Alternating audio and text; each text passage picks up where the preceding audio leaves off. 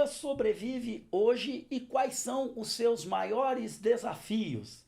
Para você que nos acompanha, está começando o Olhar Crítico, um programa de jornalismo e cultura na vida social. Meu nome é Hércio Sena e eu estou acompanhado hoje pela professora e pesquisadora da Universidade Federal de Minas Gerais, a Vera França. Olá, Vera.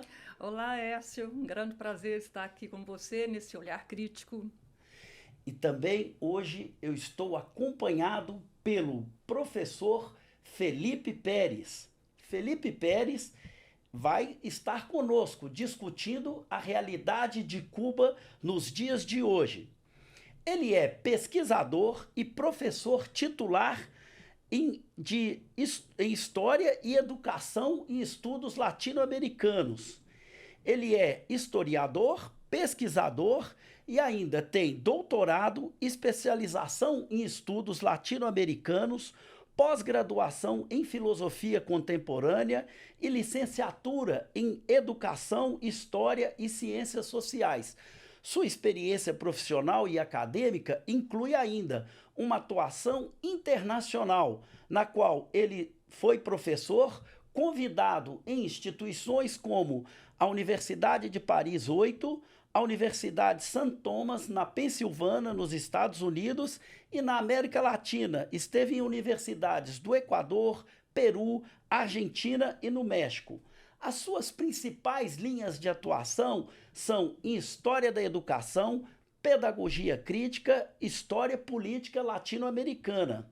A sua produção bibliográfica intelectual inclui livros como Fidel, o Pedagogo da Revolução, Paulo Freire e a Revolução Cubana, Alfabetização em Cuba e ainda A Ordem e Desordem, a Revolução Neoliberal no Brasil. Seja bem-vindo, Felipe Pérez. Muchas gracias, muy amable. Para mí es un placer estar con usted, estar con la profesora Vera y quiero saludar a las personas que nos están escuchando, viendo, comunicándose con nosotros. Muchas gracias. Vera. Bom, Hércio, já agradeci o convite para estar nessa mesa, né? Também reitero, né, as boas-vindas ao professor Felipe e cumprimento a toda a comunidade que vem, né, regularmente acompanhando esse programa tão instigante. E essa conversa com o professor Felipe me é particularmente cara nesse momento, porque eu estou chegando, como eu te falei, Hércio, estou chegando de uma viagem a Cuba, né, e esse momento vivido por aquela ilha, né, por aquele povo, né, que teve uma luta tão bonita, né, e pelo qual a gente torce tanto, eu acho que o prolongamento dessa conversa é muito instigante. E então eu começo lembrando coisas da própria Revolução. E, professor Felipe, 16 de abril de 1961 é uma data, né, soube que é uma data muito significativa em Cuba, né? É o momento de uma decisão que mudou os rumos da ilha. Eu queria que o senhor nos falasse um pouco sobre essa data. Precisamente, uno de los agradecimientos que les quiero hacer es convocarme para el día de hoy y poder compartir con todos los que nos escuchan que hoy en 1961, se definió públicamente el carácter socialista de la Revolución Cubana. Este es un hecho histórico que tiene un grupo de lecturas políticas, históricas y sobre todo éticas. Porque la revolución había triunfado en 1959 y había tenido todo un proceso de desarrollo, de solución de contradicciones dentro del primer gobierno que no era completamente persona revolucionaria. Y se hizo en mayo de 59 la reforma agraria y empezó siendo agredida por los Estados Unidos.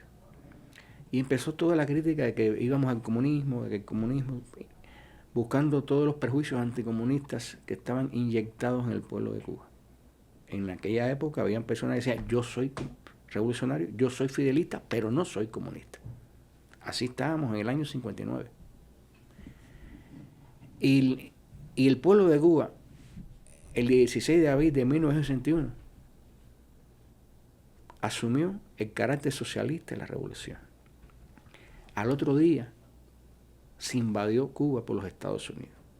O sea, sabíamos que venía la invasión. Y los cubanos fueron a pelear sin engaño, claritos de que iban a pelear por el socialismo. Y Fidel se dio el gusto de decirle a los norteamericanos que ante sus narices habíamos hecho una revolución socialista. Pero también Fidel, con mucha ética, estaba convocando al combate, que el pueblo fuera consciente de qué iba a defender. O sea, cuando se peleó en los días 17, 18 y 19, porque nos duraron 62 horas, una brigada fuertemente entrenada con el mejor equipamiento de la época, duró 62 horas. Los que fueron a pelear, pelearon por el socialismo. No hubo engaño. Y los que en las ciudades salieron a neutralizar a las organizaciones y a las figuras contrarrevolucionarias, lo hacían por el socialismo. Entonces, un elemento histórico, un elemento ético, que es para nosotros orgullo. Ese día fue el momento en que se enterraron los restos de los primeros combatientes, porque se atacaron los aeropuertos, y en el entierro de esas víctimas es que Fidel hace la declaratoria. Y del heroísmo de aquellas personas hay un hecho, se mantiene en la huella histórica. Hay un joven que es herido y le dice: no, vea, yo sé que voy a morir, ve a atender a otros compañeros, que antes de morir voy a hacer algo. Y ese joven con su sangre escribió Fidel, que es un héroe de la patria, pero además era el sentir de todos los que estaban combatiendo.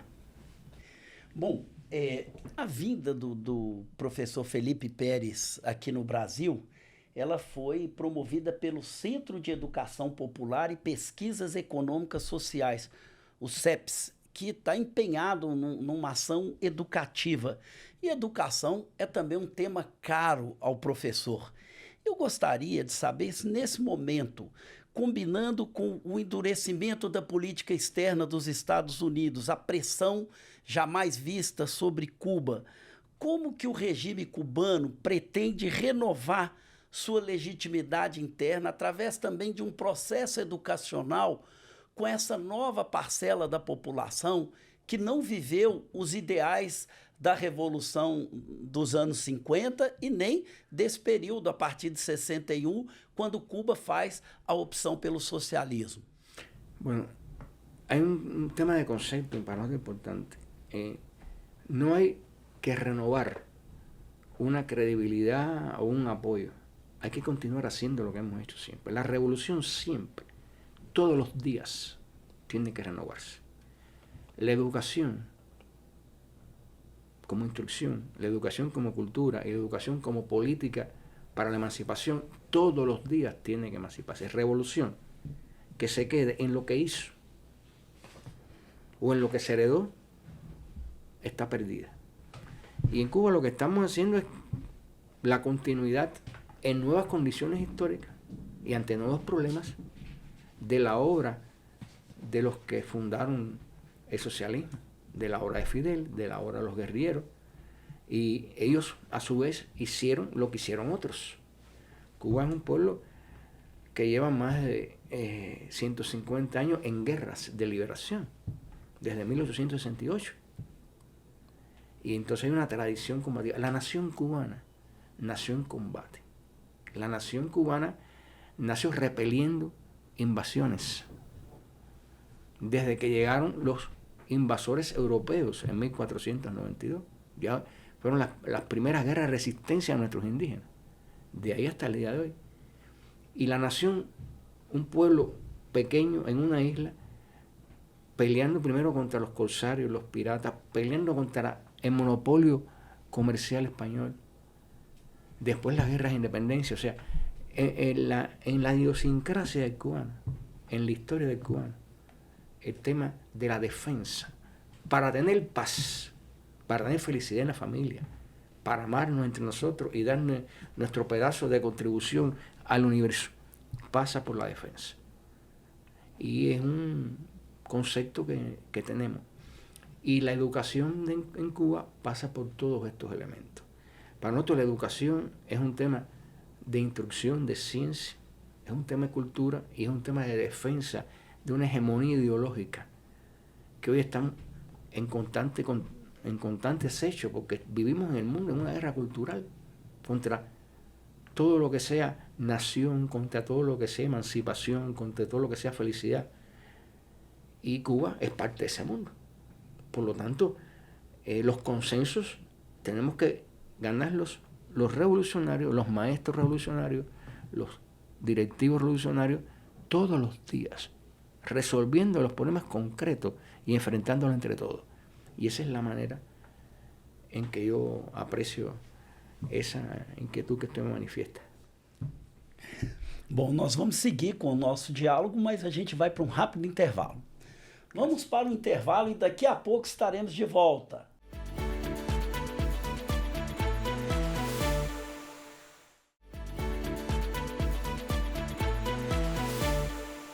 Estamos de volta com a professora Vera França e o professor Felipe Pérez. Bom, retomando a questão, né, da Revolução, a Revolução Cubana, que é sempre objeto, né, da nossa admiração, né? Eu tenho uma pergunta para o professor, porque comumente a gente associa a Revolução com o grupo dos 82 combatentes que em 1956 chegaram na ilha, né, na Sierra Maestra, pelo Grama. Mas esses combatentes que chegaram, né, tiveram o apoio de outros insurgentes, né? Então, eu queria perguntar para o professor sobre a existência desses outros movimentos, como o M16, né, e de que maneira essas diferentes perspectivas, lideranças se acomodaram, né, culminando na direção central pelo comandante Fidel Castro. Bueno, profesora Vera, yo le agradezco mucho la pregunta porque me va a permitir brevemente explicarle a ustedes, a quienes nos están comunicándose, algo que es central y que es uno de los hechos de las campañas contra la revolución más evidente, las que más se repite, que Cuba es un país no democrático, de partido único, y en muchos lugares las personas se creen que los soviéticos llegaron a Cuba y impusieron un partido único. Entonces esa pregunta de usted está en la esencia de este problema. ¿De qué se trata? De que en Cuba existía una democracia burguesa representativa que la fracturó un golpe de Estado militar inspirado por Estados Unidos. O sea, es el imperio norteamericano el que rompe el sistema de democracia. Pero existían organizaciones opositoras. Todas esas organizaciones opositoras, la mayoría se pliega al dictador. Y dentro de estas organizaciones aparecen varias organizaciones, incluso algunas que se pronuncian por la lucha armada. Y estaba también presente e inmediatamente ilegalizado, fue el partido más atacado desde el propio 10 de marzo, que fue con golpe de Estado, el Partido Comunista, que en aquel momento se llamaba Partido Socialista Popular. En ese conjunto de organizaciones, Fidel Castro organiza su propio movimiento. Después de intentar que le dieran armas, después de intentar participar en varios movimientos, decide organizar él un movimiento. Hacen un movimiento precioso clandestino, que es el que lleva a sorprender a la dictadura y hacer el ataque a los cuarteles Moncada y el cuartel de Bayamo en el 26 de julio de 1953. Esta acción fracasa en el orden militar, pero Fidel se lanza nacionalmente y las personas lo multiplican. Él hasta ese momento era un joven político del Partido Ortodoxo, porque él decidió, el día de él en esa época era marxista, pero no coincidía con las maneras de trabajar la política, el primer partido comunista, y además tenía claridad de el grado que había de anticomunismo y el grado que tenía el Partido Comunista de no certeza en un grupo de situaciones, por los propios concepciones del partido. Entonces él decide hacer su propio movimiento.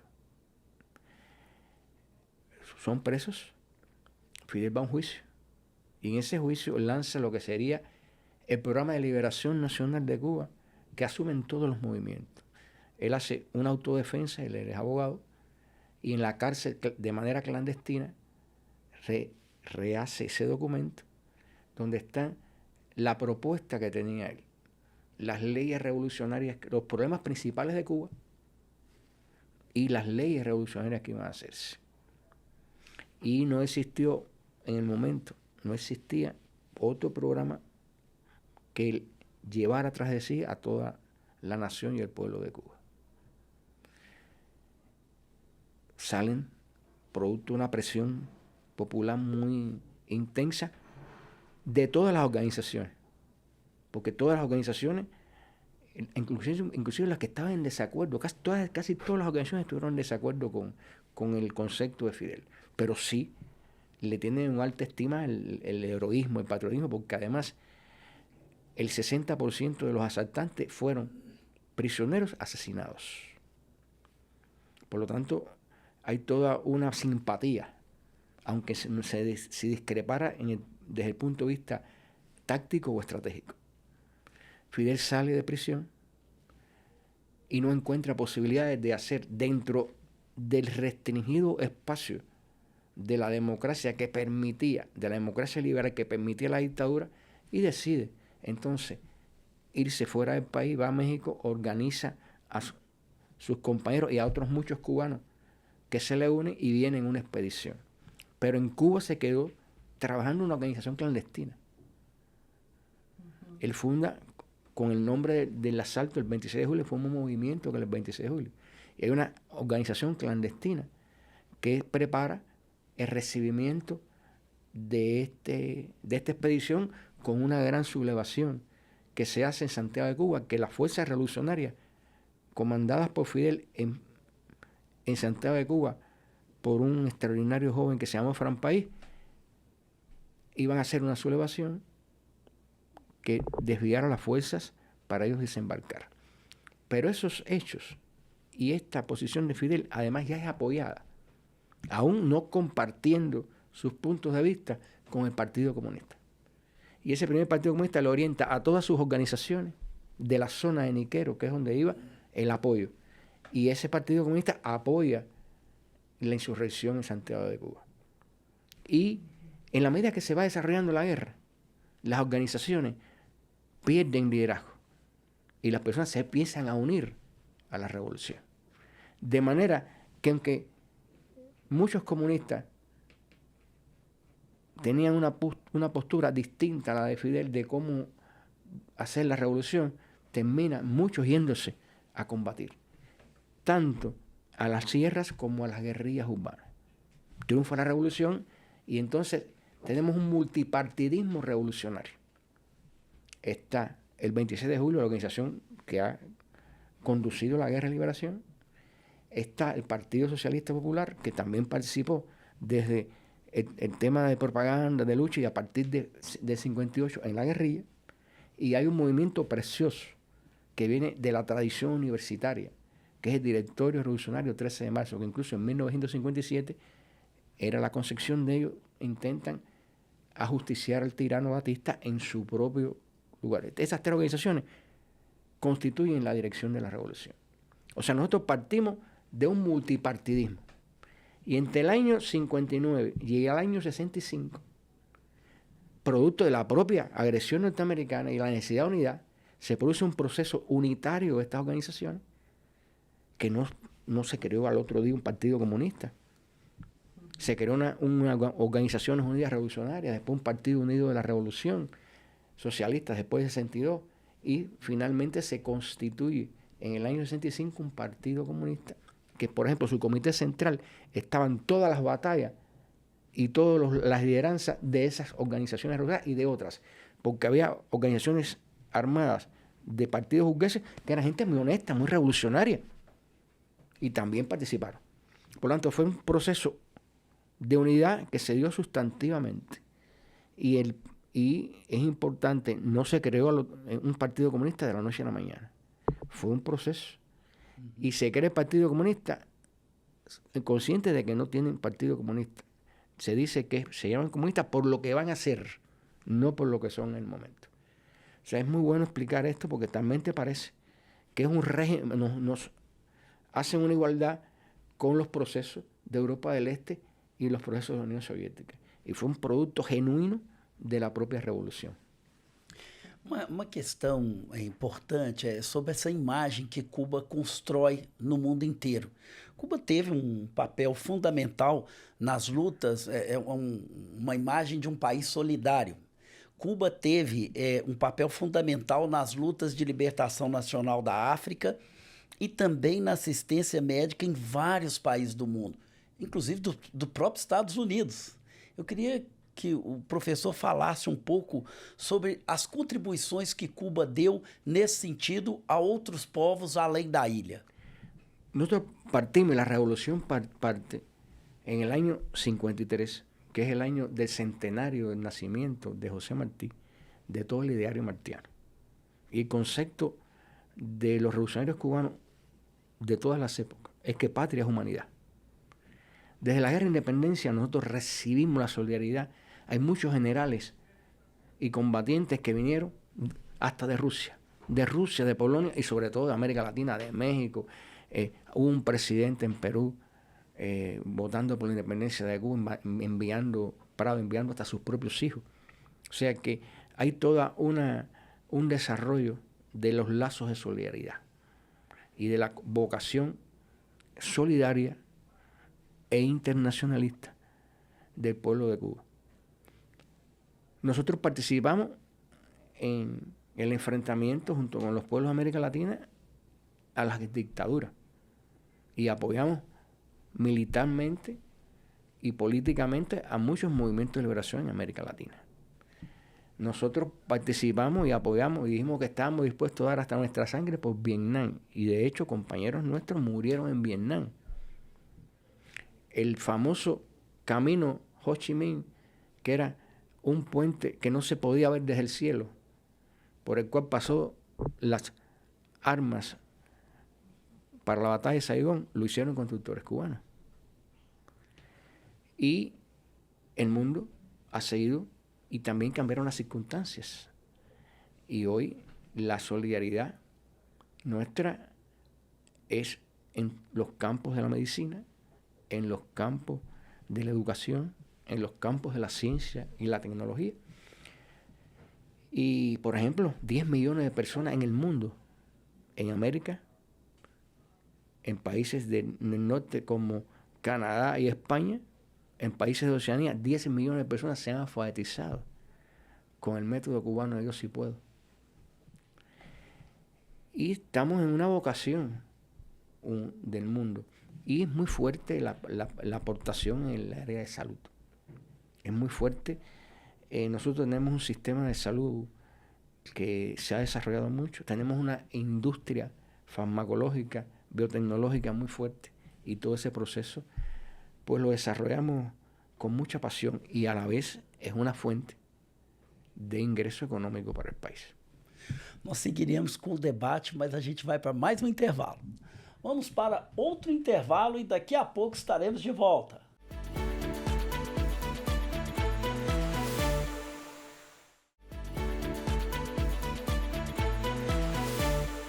Estamos de volta com a professora Vera França e o professor Felipe Pérez. Bom, a minha questão agora é sobre a direção política, não é, da ilha e do regime cubano. Não é? Fidel Castro, em que pese nossa grande admiração, não é, e respeito pela grande comandante, ele ficou 59 anos no poder, não é, o que é uma das direções mais longevas, né, dos últimos tempos. Então, o que eu pergunto ao professor, como é que qual é o processo que garantiu essa permanência E hoje, qual que é a dinâmica de renovação política do Conselho de Estado?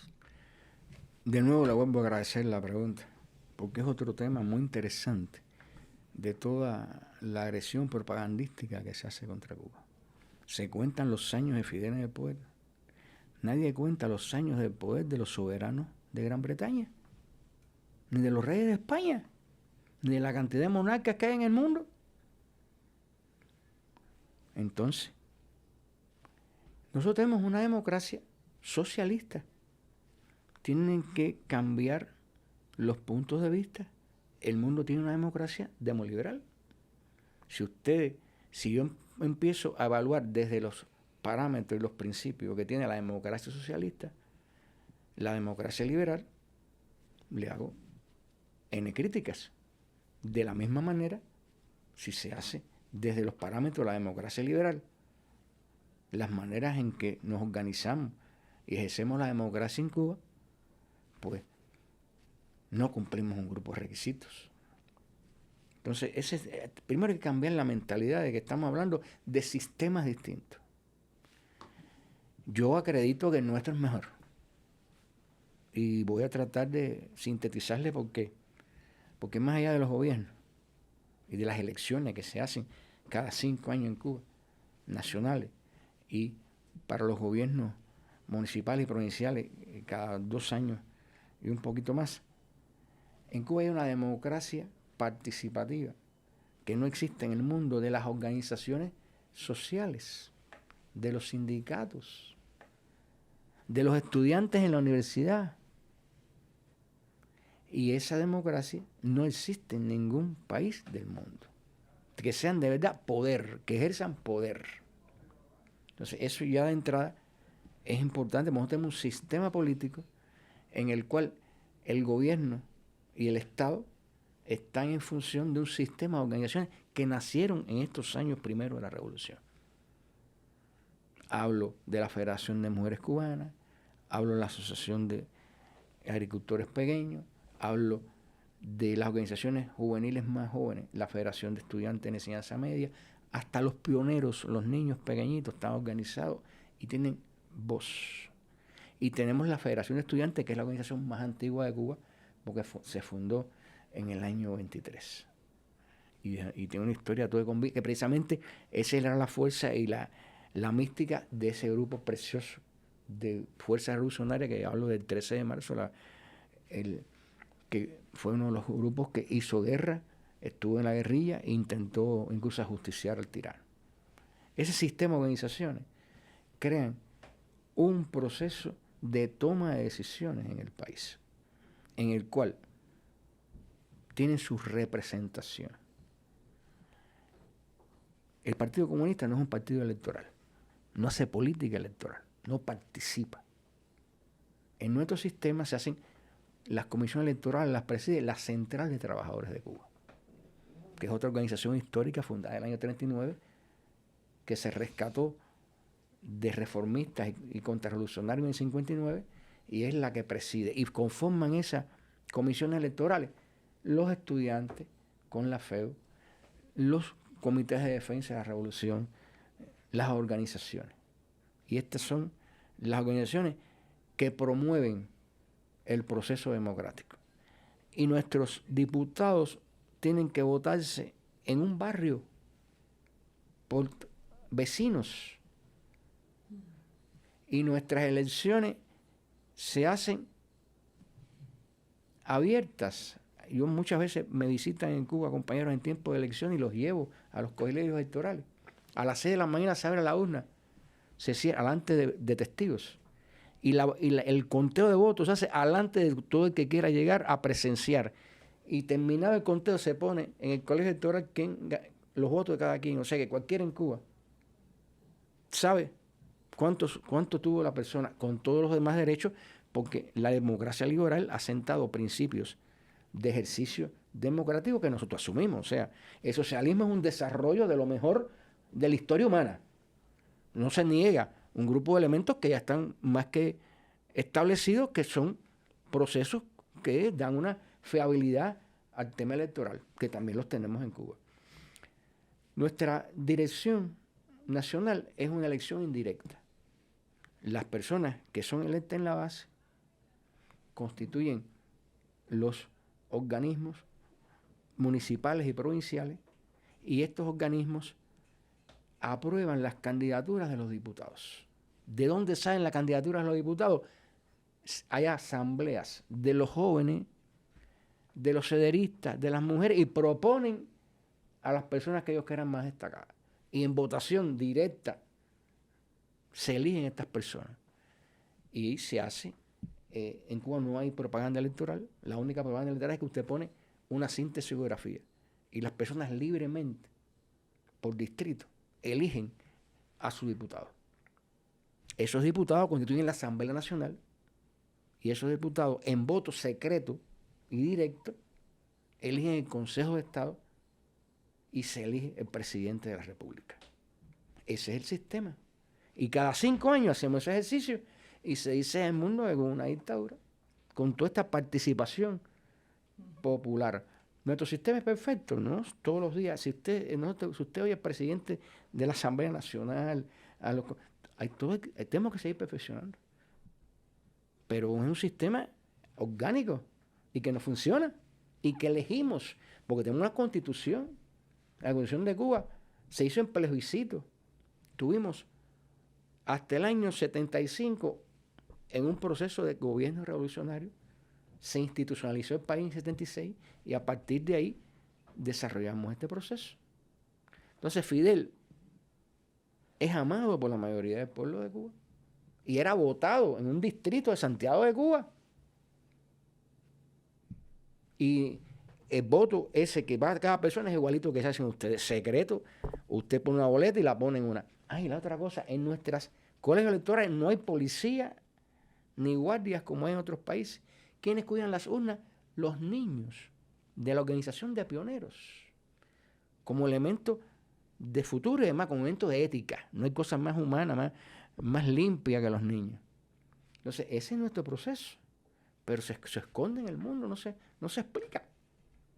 ¿Por qué los que se dicen oposición, que la mayoría, puede haber personas que honestamente, en el sentido de ideológico, piensen que el capitalismo es lo mejor y que el socialismo no sirve? Tienen todo su derecho.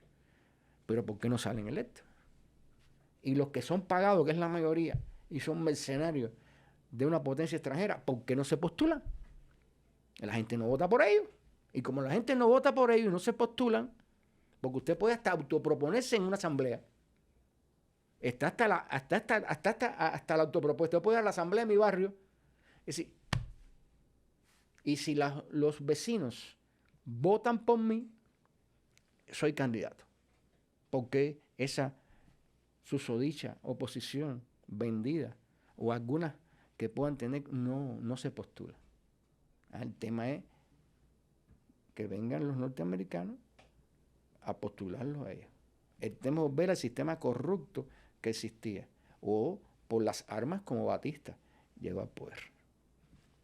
De eso se trata. Um comentário gostaria que o professor fizesse sobre...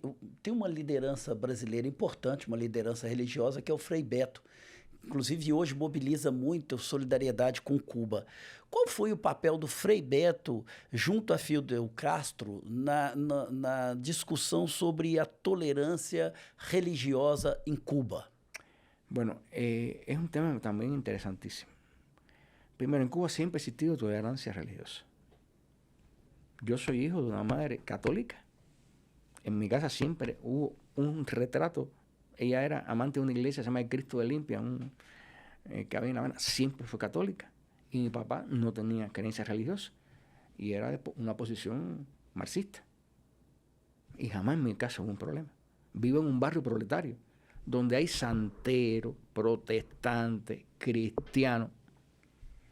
O sea, el pueblo, en Cuba nunca hubo una intolerancia. En Cuba hubo un periodo de izquierdismo, de desacierto, donde dentro del partido se asumió una concepción errónea, ateísta, donde las personas con creencias religiosas no podían ser miembros del partido.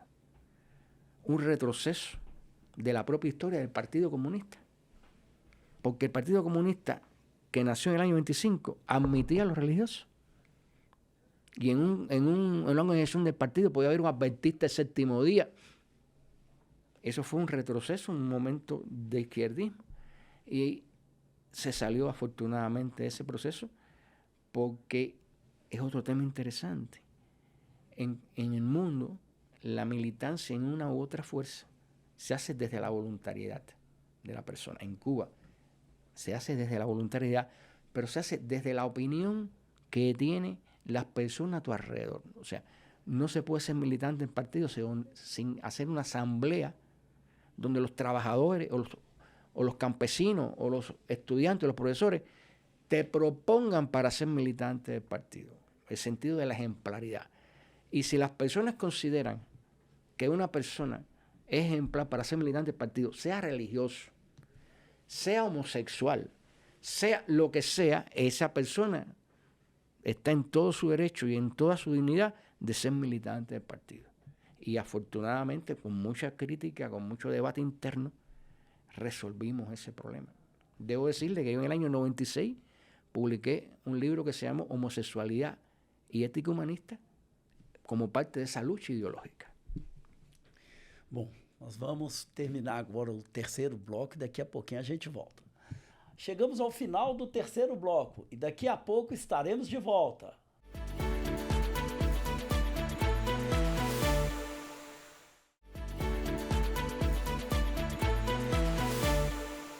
Estamos de volta com o professor Felipe Pérez e a professora Vera França.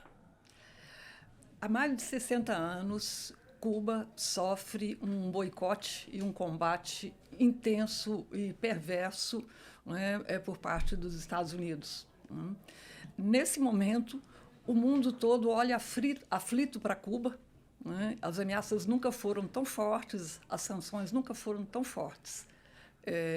Então, o que eu pergunto para o professor, né, como é que Cuba se prepara frente a essas ameaças recientes de Trump? Bueno, déjeme decirle que usted estuvo hasta el día 1 de abril en Cuba. Sí. Y tiene una visión muy cercana. En el primer gobierno de Trump estableció 242 medidas de leyes sobre ya el tejido genocida del bloqueo, sobre la ley Torricelli, sobre la ley Helburto. Él puso 242 medidas más. Y ahora inició el bloqueo energético. O sea, un país que durante 3 meses no entra una gota de petróleo del mercado mundial. Yo siempre digo a las personas que están cuestionando si la gobernabilidad y que los gobernantes de Cuba, ¿qué gobierno aquí en América Latina es capaz de resistir 3 meses sin petróleo? Si hay quien quiere tener una medida de la gobernabilidad en Cuba, de la estabilidad del Estado, del apoyo del pueblo mayoritario a la revolución, ahí tiene la prueba. Nosotros nos preparamos para el hoy y para el mañana. Hay un programa para cambiar la matriz energética del país, para ir a la producción de energías limpias, que las podemos. Nosotros tenemos mucho sol, pues bueno, hay que incorporar la energía solar. Tenemos zonas donde hay viento, se puede desarrollar, y lo estamos haciendo, los parques eólicos. Estamos tratando de desarrollar más nuestra industria petrolera. Un 30% del combustible del país se produce en Cuba, pero es un combustible muy pesado. Estamos en la necesidad, no tenemos financiamiento, de actualizar nuestras plantas eléctricas. Nuestro parque industrial se ha envejecido de manera tal que el más mínimo interrupción, el más mínimo fallo, produce que hay una ruptura al sistema eléctrico nacional. Hay zonas más favorecidas. Fidel hizo una estrategia de zonas de plantas energéticas por provincia, pero sin combustible no podemos ponerle. Y entonces Lo interesante es que la primera pérdida, la primera ruptura, duró para algunos lugares hasta 6 y 7 días. La última se resolvió en 48 horas. O sea, nosotros tenemos excelentes ingenieros y tenemos en el mundo de la industria y de la producción de energía héroes, personas que no duermen, no viven haciendo.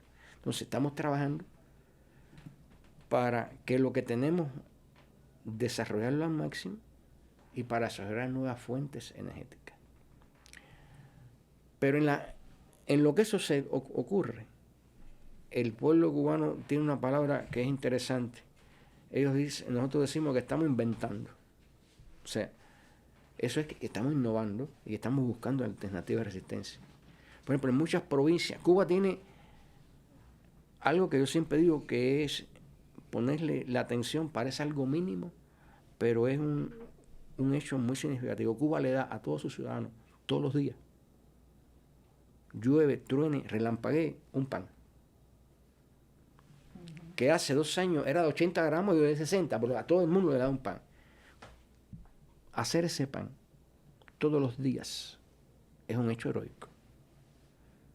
Sin combustible y con poco dinero para que nos llegue la harina.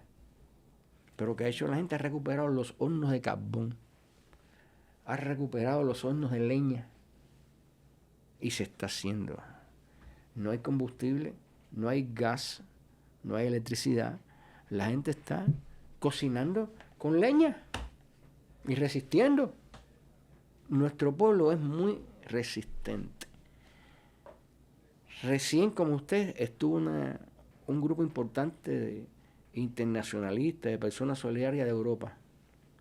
Y el evento más homogéneo es la sorpresa de ellos, porque pensaron llegar a un país que estaba la gente lánguida, que había... Y la gente cubana, por ahí están los videos en las redes, la gente canta y forma una rumba cuando no hay luz eléctrica. Pero es un drama, porque estar 12, 14, 15, 24 horas sin electricidad es volver a la edad de piedra en el mundo moderno. Y nuestro camino es buscar alternativa tras alternativa. Y nos preparamos también para la defensa del país, porque Trump está amenazando en agredirnos militarmente. Lo último que dijo es que como habían fallado todas sus alternativas, lo que quedaba era arrasar el país. Lo mismo que está haciendo con Irán. Y nosotros, nuestra alternativa es la misma de los iraníes. Pelear. Ellos tienen la potencialidad tecnológica para las 6 termoeléctricas que tenemos desaparecerlas. Para ponernos de verdad en la edad de piedra. Pero para dominar un país hay que caminarlo. Hay que estar ahí adentro. Y estamos preparados para resistir y ganar una guerra que no tiene ni frente ni tiempo. Y esa es también una alternativa, porque nos preparamos para la defensa, para defender la paz, para que las computadoras y la racionalidad, porque la hay en determinados sectores de grupos de poder y en el propio Pentágono, sepa la cuenta de cuántos norteamericanos, hijos del pueblo norteamericano, van a morir en esa contienda. Y bueno, y todas las causas económicas, porque se le acabó el negocio de los cruceros en la Florida, porque estamos a 180 millas, lo mismo que está pasando con el estrecho. Hay muchas cosas que también se le pueden complicar ahí en Estados Unidos, porque estamos muy cerquita. Pero estamos preparándonos para la paz. Y estamos tratando de que esa agresividad fascista llevara a la mesa de negociaciones. Pero él insultando al presidente de Cuba y diciendo que le da días para que deje el poder, ni los que están con objeciones al presidente van a estar de acuerdo, porque es un hecho de dignidad nacional. Y en eso también nos estamos preparando, perfeccionar nuestro gobierno, perfeccionar todos los sistemas. Y de las situaciones difíciles haciendo alternativas. Los estudiantes universitarios que no están en las universidades que hubo que cerrar porque no hay combustible. están trabajando en las comunidades. Se cerró la Universidad de Arte. ¿Dónde están los muchachos? En las comunidades, dando arte, trabajando en los problemas sociales. Y otros estudiantes se les movió el currículo, porque las ciencias médicas nosotros las hacemos en la práctica, están en los hospitales, están en los policlínicos. O sea, tenemos que hablar de esto más fortaleza, como esta que le explico, que es la más gráfica del tema energético, del cambio de la matriz energética.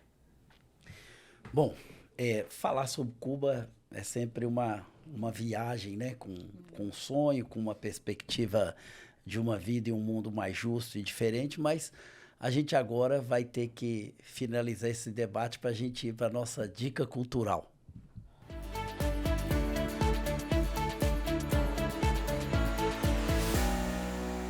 Bom, e eu começo com minha dica cultural. É um livro que eu me devia à leitura há muito tempo, né? Então, eu li recentemente Macunaíma, né?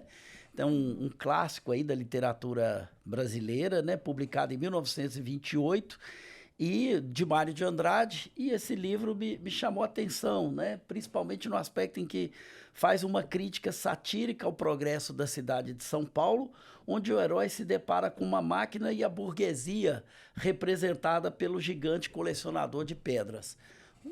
Fica aí minha dica de leitura. Vera, o que você trouxe para nós? Nesse contexto aí da gente estar, quer dizer, impregnada pela luta, né, e pela resistência do povo cubano, a minha dica é o livro do Frei Beto, né? Você resgatou aqui a presença do Frei Beto, né, em Cuba e num diálogo constante com Fidel. Então, esse livro, Fidel e a Religião, que é resultado de muitas horas de entrevista com Frei Beto, de Frei Beto com Fidel, um livro escrito em 1985 e depois renovado, reeditado em 2016, né? Em que nessa conversa e nesse debate, né, Fidel, que era um ateu, conversa sobre a convergência, né, entre o cristianismo, né, o cristianismo de origem, o cristianismo de defesa dos pobres e a proposta socialista da ilha. Professor Felipe Pérez, qual é a dica cultural que o senhor traz para nós? Bueno, le agradezco mucho. Es el último libro que hicimos, lo hice junto con una colega mía que se llama María Ayala, y trata de llevar adelante, primero, estando en Brasil, es homenaje también a los brasileños, porque el concepto de pedagogo de la revolución para Fidel es de Paulo Freire. Pues aquí hacemos un análisis de Fidel como pedagogo del pueblo de Cuba en la construcción del socialismo y Fidel como maestro, como líder de la revolución educacional cubana y continuador precisamente de ese tesoro que tuvimos en José Martí. Así que muchas gracias y bueno, los invito a que puedan acceder al sitio web, se puede adquirir en el sitio web y probablemente lo tengamos próximamente en português. Gracias. Bom, então nós vamos encerrar o nosso programa por aqui. Vera, muito obrigado pela sua presença, agradeço pelas suas contribuições, por sua disponibilidade de estar aqui conosco nesse dia tão importante. Foi um prazer compartilhar dessa conversa e dessa oportunidade da gente manifestar a nossa estreita solidariedade a Cuba e ao povo cubano. Professor Felipe Pérez, muito obrigado pela sua disponibilidade, pela presença aqui conosco. Certamente esse debate vai ajudar muito para que as pessoas possam compreender um pouco melhor sobre o seu trabalho e sobre esse país tão importante como Cuba. Muchas gracias, profesor Horacio. Muy agradecido. Y bueno, mis saludos a todos los que han estado participando y nos han estado escuchando. O Olhar Crítico termina aqui e nós também estamos disponíveis no YouTube e no Spotify. Nos acompanhe por lá também. Um grande abraço e até a próxima semana.